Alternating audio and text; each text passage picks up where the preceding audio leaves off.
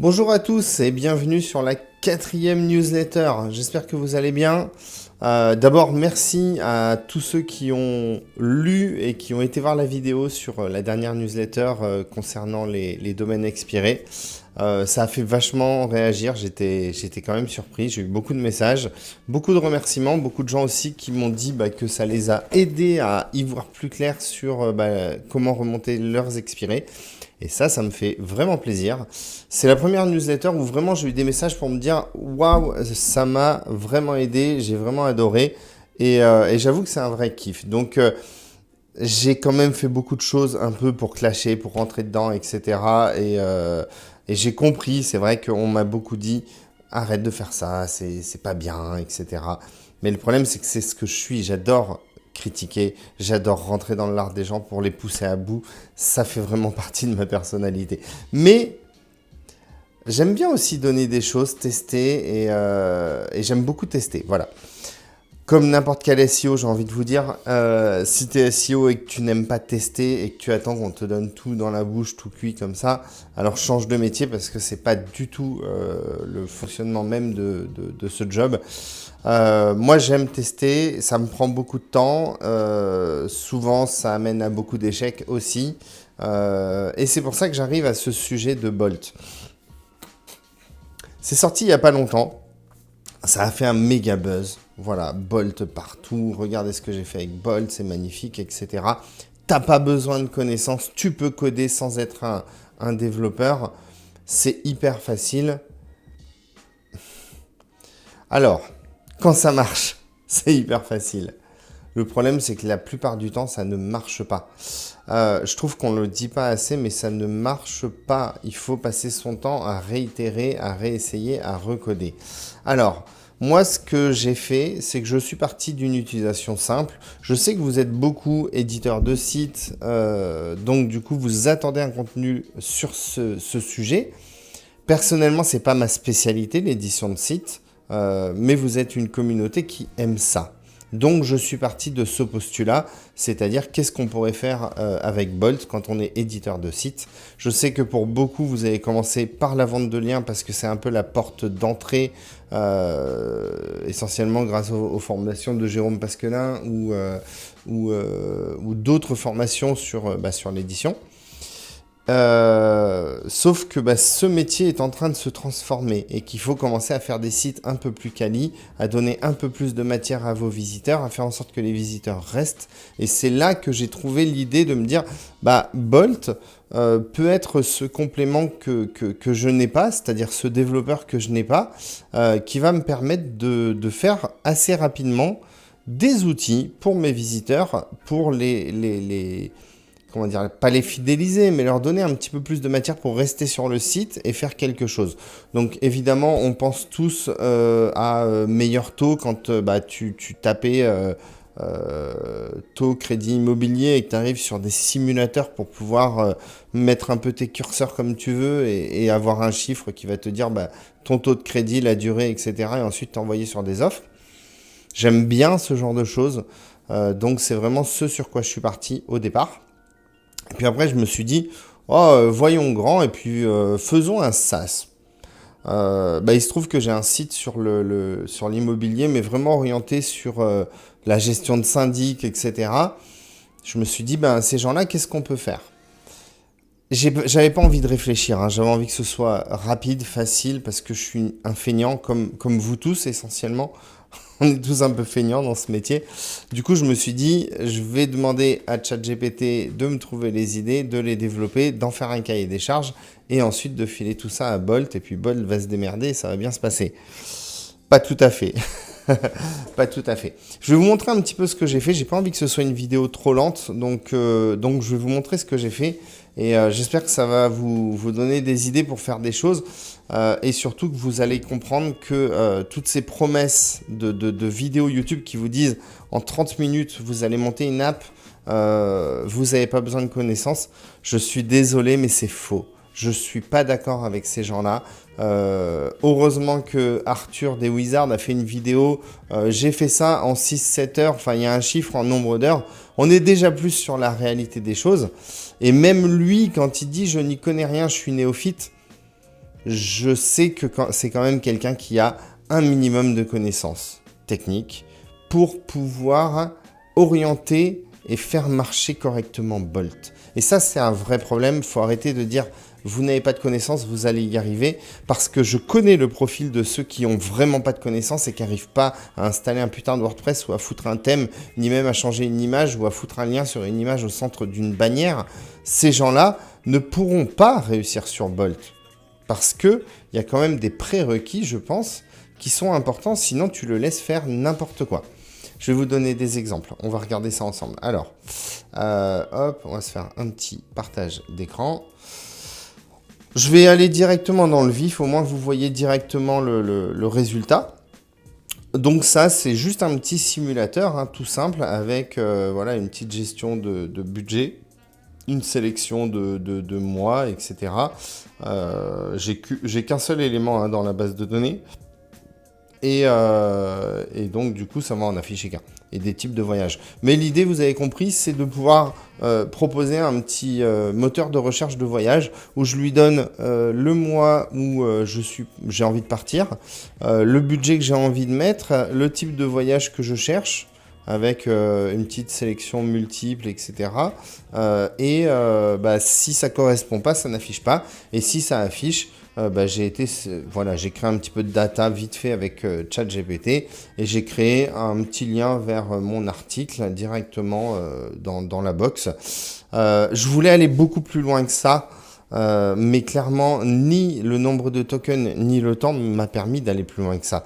C'est-à-dire que moi, ce que j'aurais voulu concrètement, et après y avoir passé 2 bonnes heures, j'ai laissé tomber parce que j'ai cramé mon crédit API. J'aurais voulu un petit bouton ici, découvrir ce qu'il y a à faire, à voir, et que ça m'affiche une fenêtre avec une API de TripAdvisor. Et sur cette API, j'aurais pu afficher les hôtels, les restaurants, les choses à faire, à voir, avec du coup tout le système de TripAdvisor où on peut mettre une affiliation. Pour moi, c'était cool parce que ça permettait de transformer un peu les visiteurs sur un site de vente de liens, potentiellement en bénéf AFI.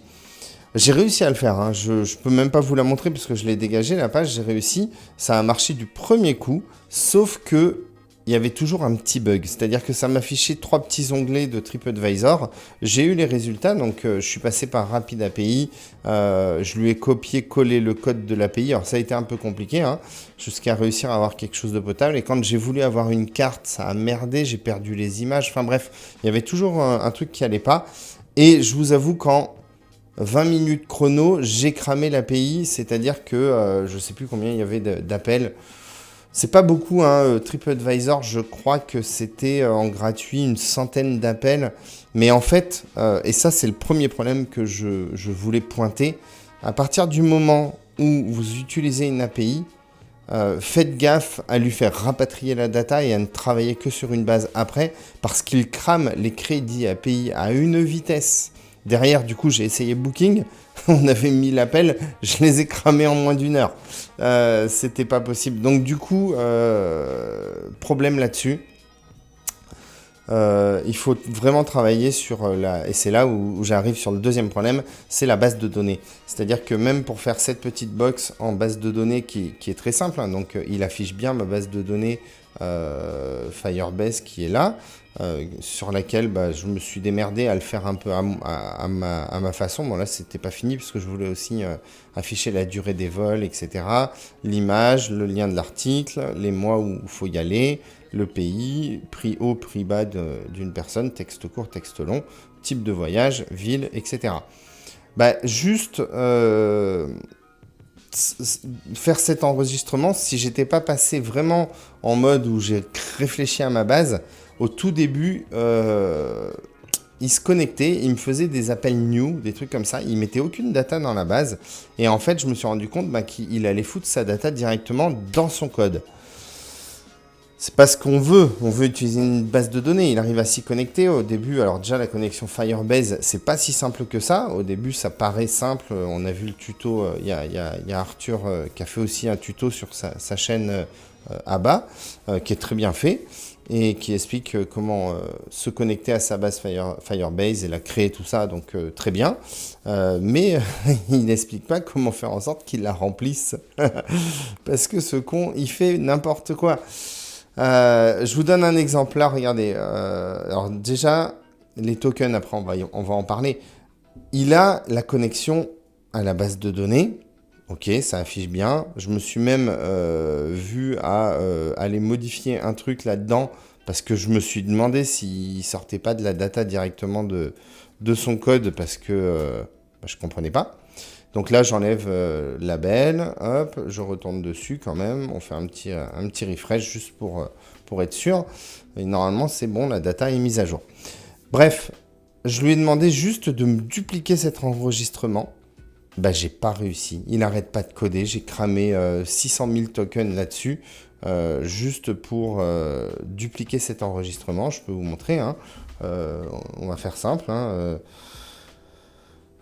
Duplique l'enregistrement en base de données. On va pas non plus lui demander 1 milliard de choses. Hein. Voilà, j'ai juste besoin de ça parce que sur Firebase, j'ai pas de bouton de duplication, etc. Et juste ça, du coup, il va se mettre à coder, il va faire tout un truc duplicate, machin. Bref, en plus, j'ai vu qu'il mettait tout en dur. Bon, j'ai pas utilisé de Docker pour aller stocker. Alors ça, c'est la première chose. Il n'arrête pas de faire ça. Voilà, problème. J'ai un problème. On sait pas quoi. Alors, on regarde le problème. Command fail. Bon, j'y connais rien, donc je fais attendre to fix. Et en fait, là, il va tourner en boucle. C'est-à-dire qu'il va continuer à faire des erreurs, à recoder, à refaire. Bref, il fait de la merde, clairement. Il recommence. Et en attendant, il crame du token. Donc là, il m'a encore cramé 100 000 tokens et ça va aller très très vite. Mais vraiment très vite. Ça, c'est le deuxième problème. Donc là, qu'est-ce qu'il fait? Il a arrêté. Hein, il m'a pas fait d'erreur. Donc, je sais que de toute façon, il l'a pas. Non, il l'a pas fait. Ce serait mis à jour. Bref, il n'y arrive pas. Et quand on est comme ça, des fois, on peut se retrouver sur un bouton qui va merder et il peut réessayer 50, 100 fois si on ne trouve pas le hook ou la bonne question à lui poser pour qu'il s'y mette à ce bouton. Il va pas y arriver, il va faire de la merde. Je vous donne un exemple, quand les mois ici, là, quand il a codé les mois, au début, il y avait bien les mois, mais c'était pas relié, il l'avait pas relié automatiquement avec les mois qui sont dans ma base de données. Donc, ça veut dire que je sélectionnais le mois ici, et puis ça ne mettait pas à jour ça. Et quand j'ai réussi à lui dire, bah, mais relis-les, etc., il m'avait enlevé ici tous les mois de janvier à décembre pour ne mettre que ceux qui étaient dans la base de données, donc mai à septembre. Donc, du coup, j'ai dû lui redire, mais non, mets-moi tous les mois de l'année ici, et fais bien une liaison sur tel champ, j'insiste, sur tel champ en base de données, avec le champ mois de mon enregistrement en base de données. Et ça, c'est hyper compliqué. Et en fait, même ça, hein, c'est lui qui me l'a inséré, qui me l'a fait comme ça. Mais si vraiment vous travaillez un peu en base de données et que vous faites les choses propres, jamais vous faites ça, en fait. Moi, ça devrait être 5, 6, 7, 8, 9. Il devrait y avoir une base de données moi à côté pour les écrire en français, en anglais, etc. On ne fait pas de tout dans tous les champs comme ça. Pareil, ça, la durée vol, ça devrait être une table à part avec une liaison de clés primaires, clés secondaires, etc. pour avoir des données un peu séparées et pas que... voilà, enfin bref. Le type de voyage, je devrais l'avoir ailleurs pour pouvoir ajouter des modèles de type de voyage pour que la liste déroulante ici se connecte en fait à ma base de données de type de voyage, vienne les lister et que moi en back-office je puisse ajouter un nouveau type de voyage. Il le liste, c'est lié avec mes enregistrements. Et mon enregistrement dans type de voyage, il devrait y avoir des numéros reliés avec une autre table. Ça, c'est une catastrophe de coder comme ça. J'espère que des collègues développeurs regarderont ça pour dire « c'est vraiment de la merde !» Parce que c'est vraiment de la merde. Si j'avais fait ça à l'école, je me serais fait défoncer. Bref, donc, coder sans connaître, je valide pas. C'est pas vrai. C'est pas vrai. Je pense en plus, il travaille même pas en classe. À chaque fois, il recode, il refait. Il devrait bosser en développement objet avec des modules qu'il vient créer, qui touchent plus quand ça marche, etc. Pareil, on devrait avoir des modules de base de type connexion à une Firebase. Il devrait pas le recoder à chaque fois. Ça devrait exister. On devrait l'appeler un peu comme une bibliothèque de bout de code. Et ça ferait gagner un nombre de tokens fou. Parce que là, vous voyez juste, j'étais à 11 millions il y a 15 minutes, là, le temps de faire 2-3 merdes et corriger le truc, et ça crame à une vitesse de dingue. Voilà. Et surtout, ce qui m'horrifie, moi, c'est la liaison des données qui est jamais bien faite. C'est vraiment une cata. Donc là, par exemple, comme je vous dis, il a dû créer quelque chose dans son code, parce que vous voyez, Weekend, c'est pas écrit comme dans ma base de données, ni comme mon enregistrement. Donc ça veut dire qu'il l'a écrit lui-même quelque part. Il a fait une liaison entre ce mot et le mot de ma base de données pour aller faire la liaison. Et c'est catastrophique. J'ose pas aller regarder le code, mais c'est une vraie merde. On continue. Deuxième outil que je me suis créé. Alors, ce truc-là, je vais vous dire franchement, j'y ai passé 5 heures... 5 heures et demie. Ouais, 5 heures à peu près. 5 heures et demie. J'ai cramé 10 000 tokens dessus. Donc 20 € de forfait, pour arriver à un truc qui marchouille gentiment. On est très très loin de la réalité. Bon, la home, je m'en suis pas occupé, hein, voilà. Je voulais donc faire une petite gestion immobilière, immeuble, appartement, locataire, et surtout les professionnels quand on a une mission à leur donner. Voilà. Et là, la base de données aussi. Oh là là là là. Une catastrophe. Alors, bon, la mise en place de la connexion est très rapide, ça c'est bien. Le module Connect, je ne sais pas si je le retrouvais. Il est où mon truc? Il doit être là-dedans. Firebase. Voilà. Voilà, il va créer cette base user, etc. D'ailleurs, on va en parler des users parce que Stabruti, j'adore le nom. Stabruti, il va faire Non, pardon, c'est authentification. Donc là, il va créer une base authentification. OK. Donc ça, c'est ma base de connexion. Mais il va créer des users complètement aléatoires. En gros, au début, pour vous expliquer un peu la base de données, hein, j'ai des propriétés, donc c'est des appartements.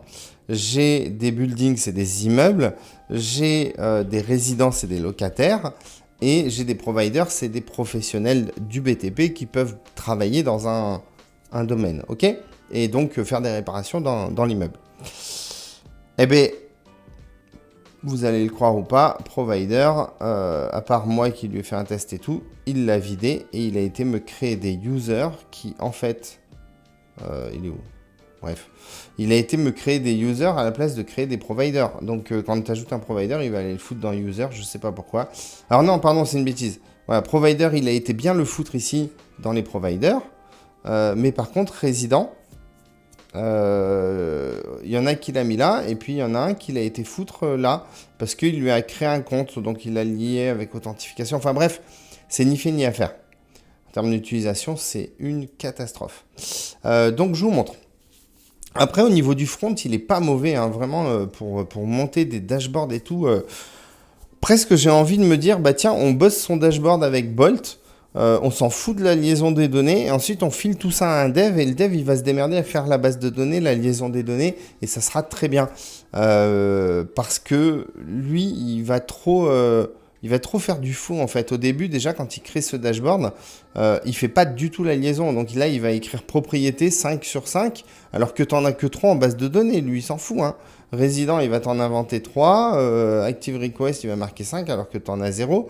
C'est à toi d'aller lui dire, ah ben non, là, ça doit être lié à ça, ça doit être lié à ça, ça doit être lié à ça, ça aussi, etc., etc. Les boutons, au début, ne marchent pas. Puis très vite, tu arrives à ce genre de truc, voilà. Il te fait des boutons qui ne marchent pas. Et ça, j'arrive même plus à le corriger. Et des fois, il vaut mieux détruire et refaire. Et là, d'un coup, il va faire bien plutôt que de faire. Donc là, j'arrête pas de lui dire corrige-moi ce bouton, ajoute une propriété et va sur la page d'ajout de propriété avec toutes les infos de la propriété. Il n'y arrive pas. Je suis sûr que si je lui dis refais un autre bouton et crée une nouvelle page d'ajout de propriété, ça se trouve ça va marcher. Après je lui dirai de supprimer celui-là. Des fois il faut voilà, l'énerver un peu. C'est pour ça que dans la base de données vous verrez j'ai properties et propriétés. Properties c'était la première qui m'avait créé. J'ai jamais réussi à la remplir. Et propriété du coup je l'ai renommé, je lui ai dit de le faire, etc. Mais il a eu du mal à faire la liaison entre les propriétés et les immeubles. D'ailleurs, là, on voit que... c'est ça, building? Ouais, ok. Là, il met en dur le nom du building avec lequel il est lié. C'est pas une clé primaire ou secondaire ou quoi que ce soit. Donc, si le truc, il change de nom, ça va plus être lié, quoi. C'est n'importe quoi. Donc, j'ai été très, très, très désappointé par rapport à ça. Et j'ai trouvé que c'était vraiment le plus gros problème, la liaison des datas. Donc, si vous avez des solutions et que vous avez trouvé comment faire pour que ça marche bien, dites-le moi.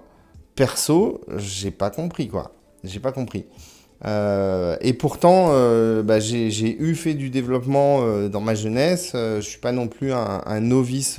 Voilà, je sais faire un petit peu de code et de base de données, même si ce que je faisais, c'était du C++ et du Delphi, rien à voir. Mais en tout cas, là, ça me convient pas. Voilà. J'ai quand même réussi, à force de tokens et d'énervement, à faire quelque chose d'à peu près fonctionnel. Mais après, vous voyez, il faut faire remarcher tous les boutons de lui-même. Il ne le fait pas. Donc, ça, c'est un peu chiant. Il y en a où ça marche. Voilà, là, il l'a fait, etc. Là, il l'a pas fait. Si, il a fait l'ajout. Ok. Oh, c'est pas mal après. Tout en anglais, par contre. Hein. Settings, ok, bon, il m'a mis un truc de settings, je l'avais même pas vu. Bon, après, ça marche pas, voilà. Mais ce que j'ai toujours peur, c'est vraiment cette liaison, c'est-à-dire que là, par exemple, il affiche pas les 3 propriétés, alors qu'il y en a 3 dans la base de données, ou que j'en rajoute une nouvelle dans la base de données, et puis il fait pas la liaison, et ici, il y a écrit 3, alors qu'en fait, il y en a 4. Et ça, cata. Donc c'est le deuxième truc que j'ai testé, donc créer un SaaS. Je me suis arrêté là parce qu'il y a quand même 5 heures de boulot et tous mes tokens là-dedans. C'est sympa, on est encore loin de quelque chose de fonctionnel, mais ça donne une idée de la réalité des choses. Voilà, c'est ce que je veux vous donner dans cette newsletter. Et enfin, la dernière chose que je lui ai demandé, c'est de me créer un petit site, un front de site. Et là, en fait, je me suis rendu compte que le vrai problème, c'est les images, les pictos, les choses comme ça, les logos, donc tout ce qui va être à côté. Il vaut mieux lui fournir des choses parce que, par exemple, quand on lui dit mets un picto par rapport au sujet, etc., il lit pas les sujets et il vous colle des pictos tout pourris comme ça. Donc au début, j'avais bien une clé à molette, etc., mais qui était moche, c'était des icônes de merde. Et je lui ai dit, mais moi, des icônes un peu plus sympas, il m'a fait ça. Voilà, très très sympa. J'ai essayé de lui faire un peu de trucs, un peu design comme ça, c'est très compliqué, c'est très cata. Je voulais un truc avec des petits traits ou des petites flèches qui affichent en 4 éléments comme ça. J'ai pas réussi à le faire, donc vaut mieux le faire à côté.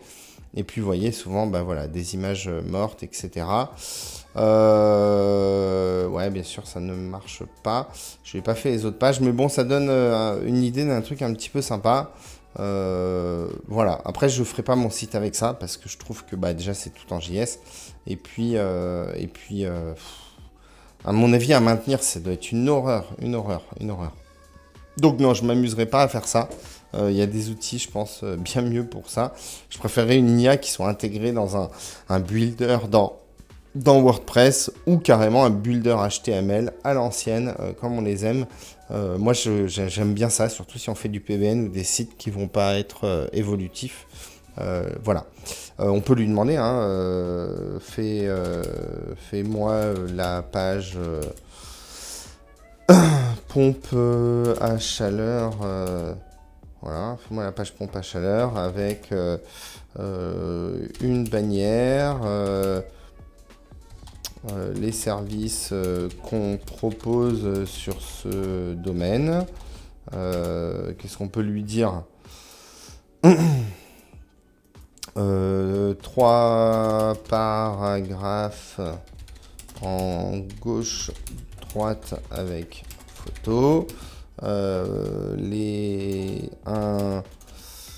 call to action final pour devis. On peut faire un truc comme ça, on va voir ce qui va pondre. C'est toujours intéressant. C'est un petit peu long, mais bon, on va le laisser bosser.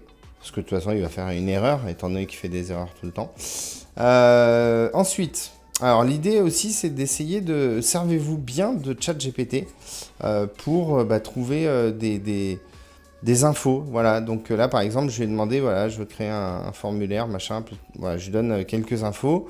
ChatGPT va me sortir, entre guillemets, un code un peu plus costaud. Alors par contre, il fait un peu des trucs trop longs, donc c'est pas top. Qu'est-ce que j'ai noté? Bref, faut vraiment pas hésiter à utiliser ChatGPT, à lui poser des questions et à améliorer son prompt grâce à lui.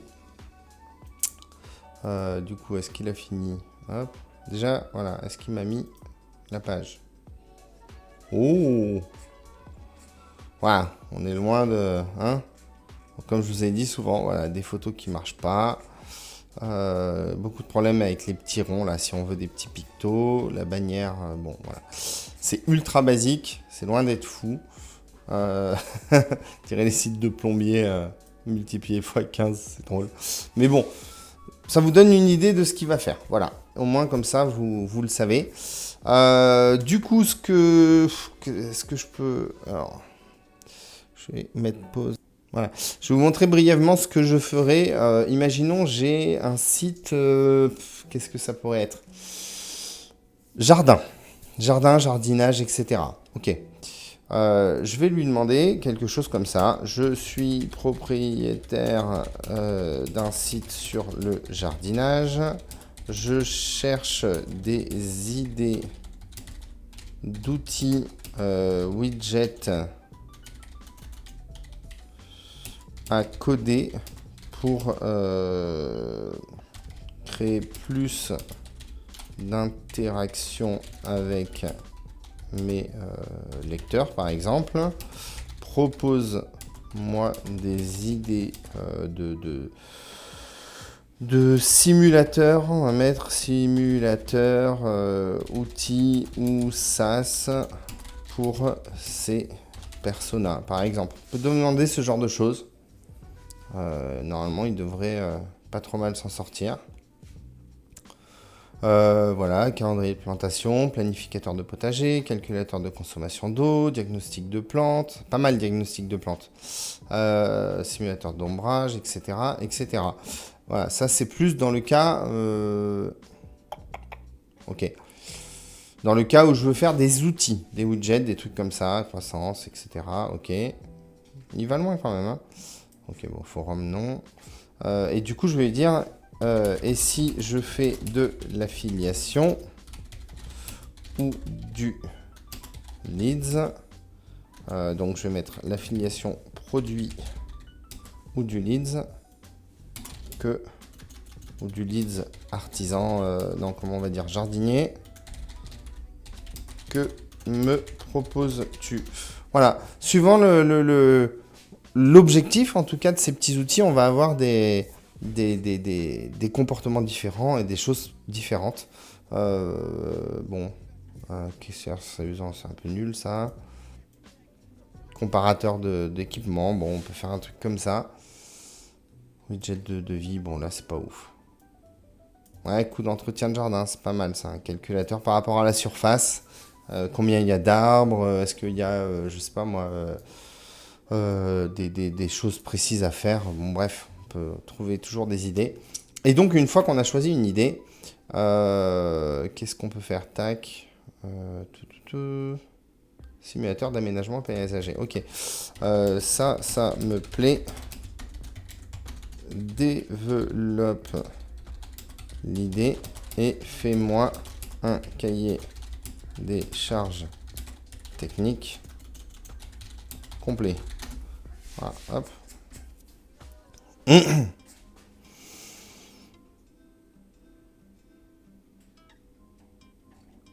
Voilà. Après, l'idée, c'est d'aller piocher là-dedans, d'enlever ce qui vous semble bon, pas bon, etc. Ok, bon, voilà. et du coup d'essayer de trouver, là par exemple, prise en compte du climat local, est-ce qu'il n'y aurait pas besoin d'une API météo? Qu'est-ce qu'on a? Dimension, ok, c'est du formulaire, petite simulation, exportation et partage, du coup il va falloir sauvegarder des fichiers, PDF, librairie de PDF, donc à partir de ça, fais-moi un cahier des charges techniques pour le dev, les librairies. Je sais pas si on peut lui demander les API, j'en sais rien. Ça, c'est une bonne question. Les librairies, les API, les frameworks.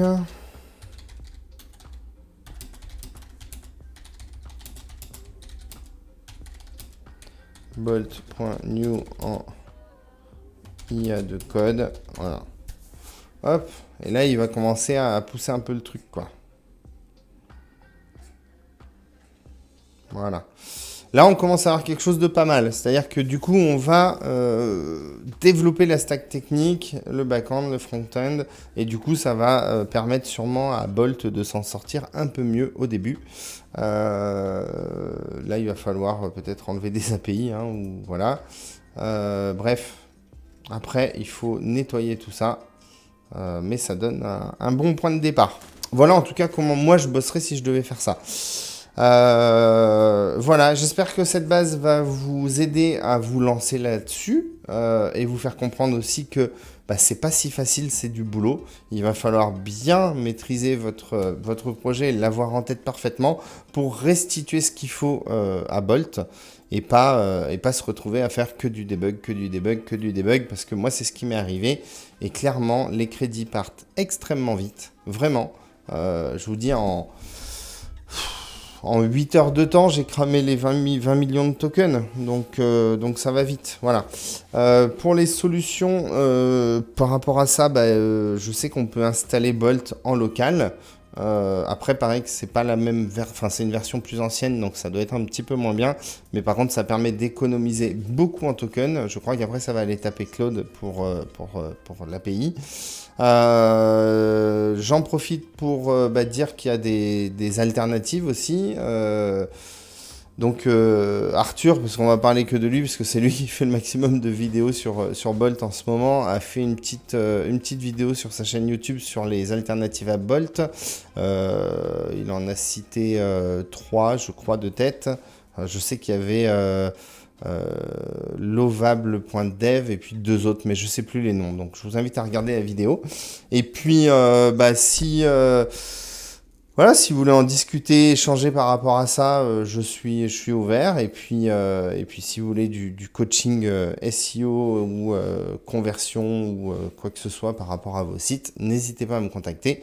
Merci d'avoir suivi cette newsletter. La semaine prochaine, je pense que je vais faire un sujet un peu plus orienté client, donc plutôt process sur comment moi je fais en tout cas quand j'ai un rendez-vous client pour savoir qu'est-ce qu'on va faire sur le mois, etc. Donc là, on sera moins éditeur. Voilà, je suis désolé. Maintenant, comprenez-moi, hein, ma cible, c'est pas spécialement les éditeurs. J'ai un peu rien à leur vendre. C'est vraiment d'avoir des clients. Je suis consultant SEO, donc laissez-moi où je suis. Voilà, je vais essayer de faire un truc sympa pour vous montrer un peu mon process, comment j'audite très rapidement des parties de sites pour proposer des choses aux clients et leur donner des idées de nouvelles choses à faire. Ça permet de les fidéliser, ça leur montre qu'on s'intéresse et par exemple leur proposer des petits outils comme on vient de voir aujourd'hui. C'est vraiment un truc que les gens aiment. Ça amène aussi un petit peu de vie sur un site, donc n'hésitez pas. Merci, à la semaine prochaine. Ciao.